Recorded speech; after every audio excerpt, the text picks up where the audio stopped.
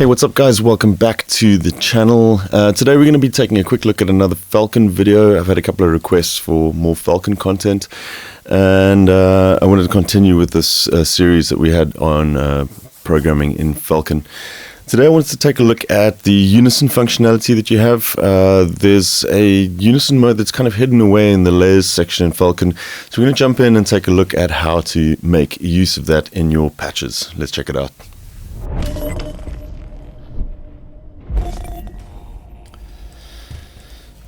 Okay guys, here we go. Falcon. I've got a new program loaded up here, and we're going to take a look at different ways to implement Unison into your patches in Falcon.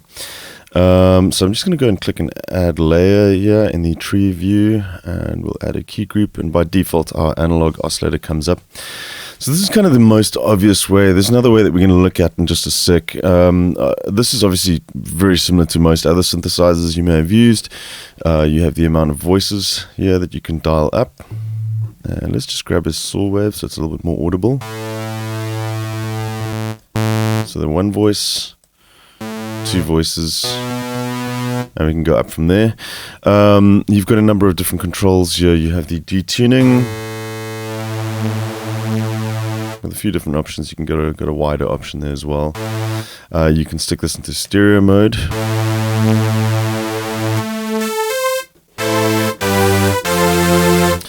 Does what it says, and then also you've got this phase spread, which just adjusts how the start points of the wave are selected for the different voices. Falcon by default will spread the phase out, which is generally what you want. You will come to that problem in just a sec when we work with another method of setting up a Unison patch. This Falcon doesn't lock the phase without setting the start phase, but even when you do set the start phase, the phases aren't locked per voice. Each voice has a different start phase when Unison is enabled, which is typically what you want to have most of the time.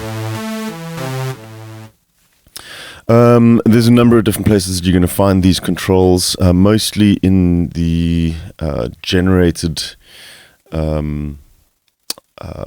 modules, like the wavetable, for example.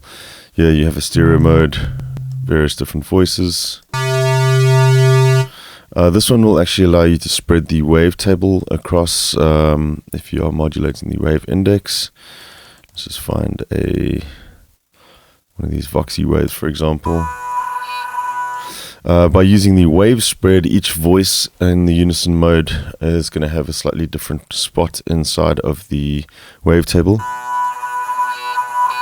So while it's set to 0 here, you might have some of the voices further up the spectrum having different waves that are playing. Stereo spread again, and the detuning as we had before. Now, I don't use the FM, so the FM does not have a Unison mode in it at all. I'm just trying to think which of these other ones, these are modules that I don't delve into as much. So you can see a lot of these don't have Unison settings at all. The analog stack as well. This one doesn't have a Unison because you can manually adjust the pitch for each of the stacks that you enable. So essentially you can get a sort of very fine-tuned 8-voice Unison in this mode as well by running this in mono, or not even in mono. You can run this in poly, but just adjust the pitches manually for each of these. And I think that's it. That pretty much covers it. Yeah, you've got stereo for the noise, but no actual Unison for doubling up noises. So that brings me to the proper way for doing Unison in Falcon. And let's say, for example, we want to bring in a sampled, I've got a JX3P sampled waveform here. We'll just create a new program again for this one and add layer, and let's just drag in a key group here. So now we have a simple saw wave, but it's a sampled wave. So we're talking about an actual waveform that we've recorded from a synth or something. And we want to get Unison on this, but we're running this as a standard sample player now. And you don't have a lot of options as far as the adding unison to it is on this actual oscillator controls here. There's not much to go on here. We're just going to quickly normalize this. So we're going to come up to the layers, and the layers section is where you actually handle the unison voices. Now, one thing you have to watch out for as I dial this up, this is what we're going to be looking at here. It doesn't automatically adjust the volume, so you literally are adding a duplicate of this layer on top of it, and then on top of it, and on top of it. Obviously, the volume doesn't become such an issue as soon as you start adding modulation to it and changing each of the voices, but currently, when we start doubling these, now we're quadrupling it, the volume is going to quadruple as well, so just be careful of that. You want to bring down your volume, and then you can start dialing in unison. Now, whereas we had 8 voices of unison previously in the analog oscillators, for example, if you click and drag this, you'll see you have this ridiculous amount of 256 copies of that voice. You can have a 256 voice per layer unison, and then obviously you can have multiple layers inside of a patch. So technically speaking, I mean, it's just insane how many voices you can get going. You're never going to really want to do that. You're not going to notice the amount of voices there, but you can, if you want to fiddle around with that, pull it up to rather insane levels. We'll stick with a rather more mediocre 8, so it's a more typical setting for that. And there we go. We can hear it's much louder now, but we're not getting the detuning and stuff that we want. So the cool thing with the unison mode in Falcon is it acts as a modulation source. So if you've used something like Diva, for example, you'll know that setting a patch into unison mode, you can actually use the voice map, which is this detuning for each of the voices, to actually apply modulation to different things like panning and filters and so on.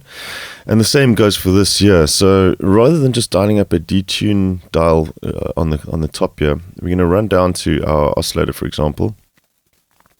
And let's detune it. So we can right click on the pitch and we'll say add modulation. We're going to go down to other, and you'll see here we have a unison modulation source. Let's click on that and take a listen to what this sounds like. Let's back off slightly on the modulation for that. And let's just go down to a much smaller amount.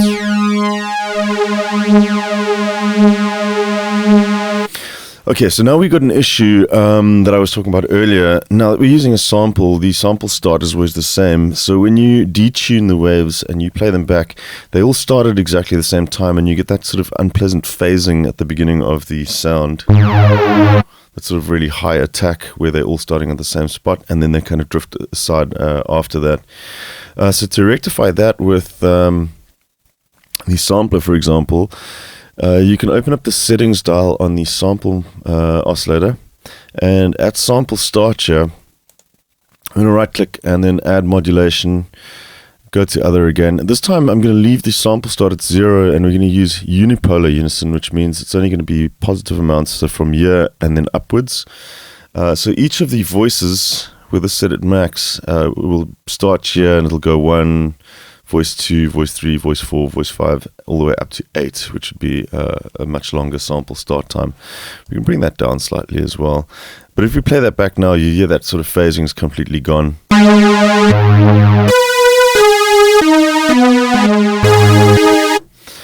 Now also you can hear there's a bit of voice dropout occurring there, because these are duplicating the layers. If we check on our patch, we've currently got a polyphony of 16. That means we're going to get 2 notes played with this, and then you're going to start having dropout. You can hear that happening there. So you're going to want to whack up the polyphony. You can actually leave the polyphony at 16 for this, but you can have a custom polyphony for this layer specifically. So we'll whack this one all the way up to 64, just so that this layer itself doesn't overload. We can still keep the master polyphony, so if we have other layers with different oscillators playing, they'll cut off at 16, so you won't be overloading the system as much. But this one will take preference and make sure that you're not having too much dropout. So typically, if you want 16 voice polyphony, you can multiply that by about 8 or something similar, and set that as a custom poly amount there. So let's take a look at a few other places that we can put this in. Let's go to the key group and then add modulation. Again, we'll do Unison.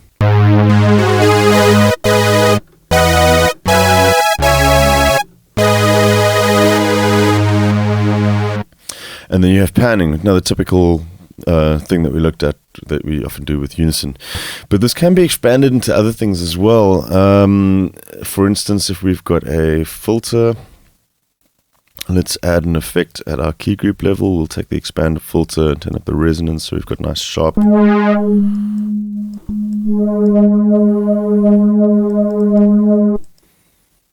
Yeah, that's fine. That'll do. Or we can actually otherwise go for like a band pass. It might be a little bit more audible. Let's go with the BP4. So all our voices currently have this filter setting of 322 Hertz. If we add modulation again to this and go down to other, we'll add Unison. We'll dial back on this slightly. But you can hear even at maximum, you've got the top voices are at max, and you can hear that sort of almost sine wave at the bottom. That's the bottom voices are being forced down to the bottom. So each of those voices has got a different setting for its filter currently because of the offset provided by the Unison mode. So let's make that a little bit lower.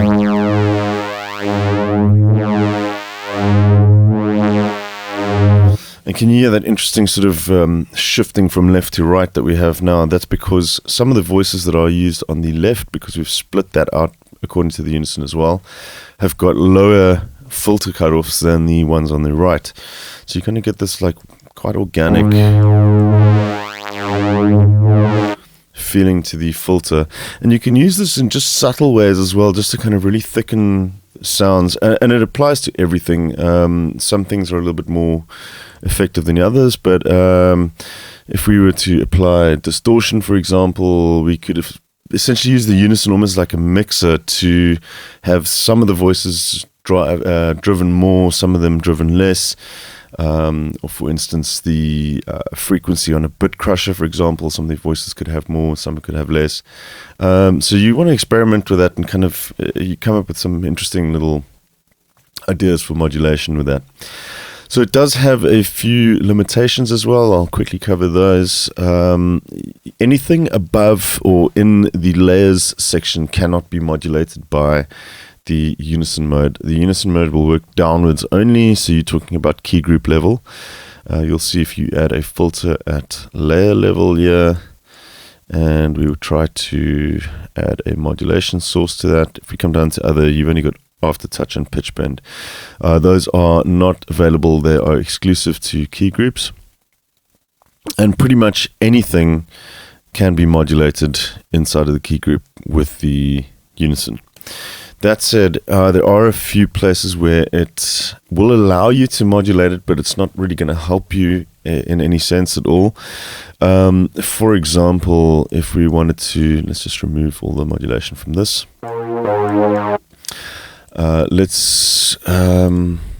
In some synths, this would be possible. Something like Unfiltered Audio's Lion, for example, where you actually have switchable LFOs that can operate polyphonically or monophonically. This kind of thing would work in that sense, but in the case of Falcon, modulating our cutoff filter, for example, with a key group level LFO,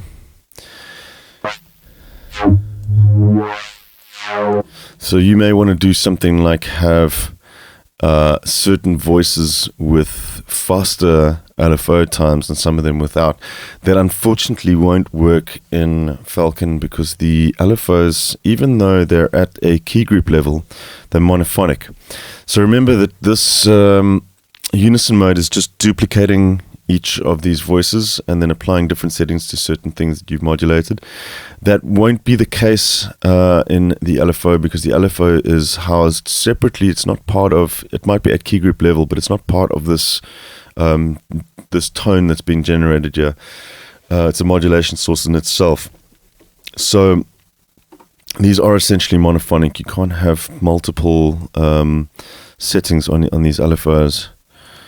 So there are a few limitations as to where it is more effective and where it's not, but you can experiment with that. And it's a really powerful tool just for kind of creating subtle thicknesses and differences in sounds. If you've got sort of especially acoustic content, rather than, you don't have to go full 8 voices as well.